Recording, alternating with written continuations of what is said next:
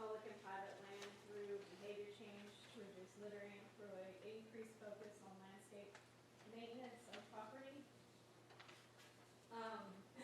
Obviously, there's sewage, some of the issues of concern are sewage and trash issues and waterways. The lack of connectivity and inclusive spaces for non-college demographics, and need for prioritization of historic preservation and awareness, currently underemphasized. So we did just have a ramble, so that's a big notch on our historic preservation promotion.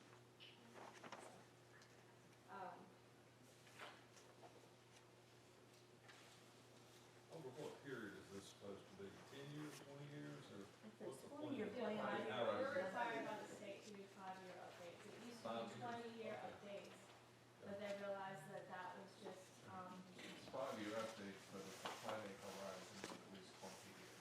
Oh, okay, that makes sense, but what I'm seeing here is not something that's gonna happen in 3 years. You can start the process. you know, the action steps. Like we said, this is a casting, a broad net, Okay, and then our action steps will be what will be, They'll be a little more defined. yes, they will be the 5-year fiscal year requirements. I think that's important. Once you establish everything, focus on 5 years, then go to your 10 years, don't try and get to 20 in 5 years.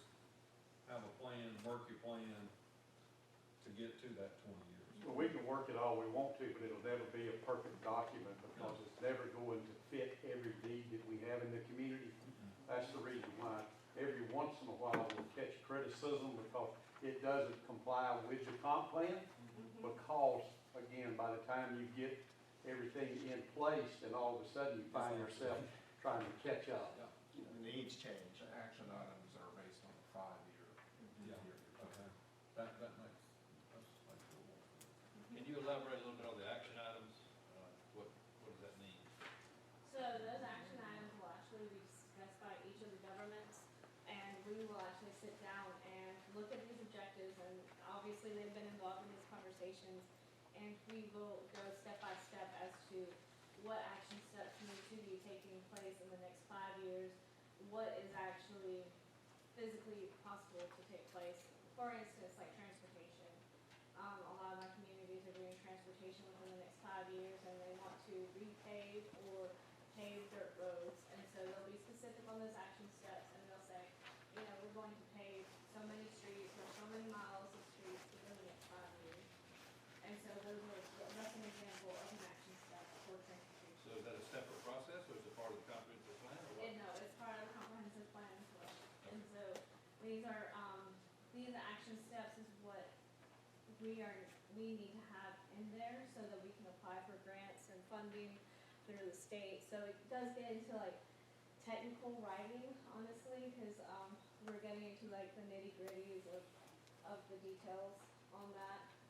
We won't have to discuss the action steps here. This is kind of like those one-on-one conversations that we'll have with each individual government, you know, the elected officials, city clerks, that kind of thing, that are in the know of the everyday items. So, but anyway. One thing to remember also on that issue is that we already have something in place that gives us directions on roads, streets, and bridges for the next 10 years. Yes, That's exactly. 10. So we've got that laid out. There's not going to be a tremendous amount of dollars outside of TIA that's going to be spent on roads, streets, and bridges. There'll be some, because you can't capture everything under TIA, but for the most part, we can look at what that plan is, what the voters approved, and then that gives you an idea of where we're going to be paving dirt roads and interconnecting our byways and highways coming into the community, intersecting those. That's going to be your starting point to see what the big picture of how everything's going to look there. Yeah. So yeah, exactly. So like I said, very nitty gritty. We usually use other plans, other forms of funding that we know that we're going to get in place, and to make those action items. So, Yeah, to get back on the TIA, with the 2 plans that I've done for other counties, their TIA projects went in their action steps. Same thing here. yeah. Because as soon as they get the money, they're funded, you know, And it'll be the same with this county as well. And it needs to be, I mean, of course, that's your plan. Yeah, that's your plan. You have a plan to pave that road or widen it or whatever that may be, but those projects will go into And it shows like action. they're achieving those projects, which on the back end, of course, if you're achieving them, then you can get a plan first designation. Different Yes. designations like that to show that you're moving forward in your comp plan. And a lot of the roads, you know, as Mrs. Slaughter were already years ago planned out. Oh, So yeah. it just fast tracked what you're already trying to do. Because you're getting that income. Now it's We actually had a getting paving list we could never get paid, Right. because we didn't have the funding. Now we have the funding to be able to work on that list. Yes. I do have a question back, with number 6, natural resources. Can you articulate objective number 2? So I understand it. Protect citizens from natural resource mismanagement. Yes. Is that what you're saying? Yes, So ma'am. some of the communities that we've had, they haven't been able to maintain the natural resources that they have. So say, for instance, if they have lakes and they have creeks and they have ditches and they don't maintain them, then it ends up flooding their properties. So that's just an example of natural resources mismanagement.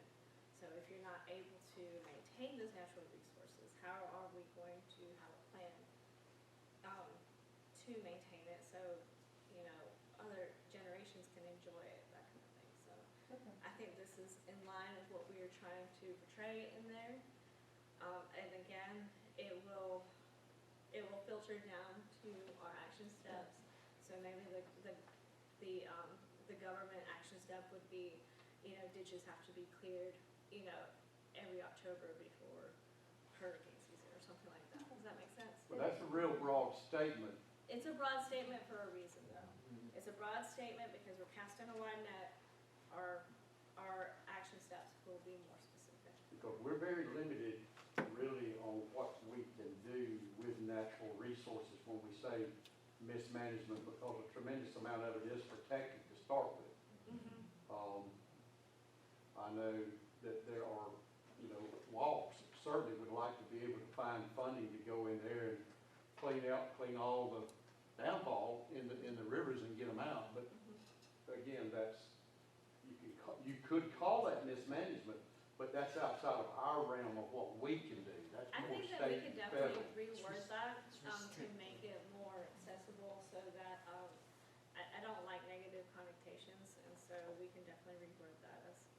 Yeah, to the Yeah. chairman's point related to that, we have a residential area right now in the county that because of the tree fall from the hurricane is causing, water to rise when it rains, if it rains, and onto some lots in some areas that it never has before. So whenever we approach DNR about that, you know, they can sometimes tell you that the Lord's water and the Lord's trees are gonna go where they wanna go, and that's left to the Lord. So, we literally don't have the jurisdictional authority, even though, you know, we continue to work with them to find. And, you know, sometimes their answer to that can be to, you know, ditch the water in a different direction, which, that might be something that we have to look at. But, yeah, we do need to work on that one a little bit.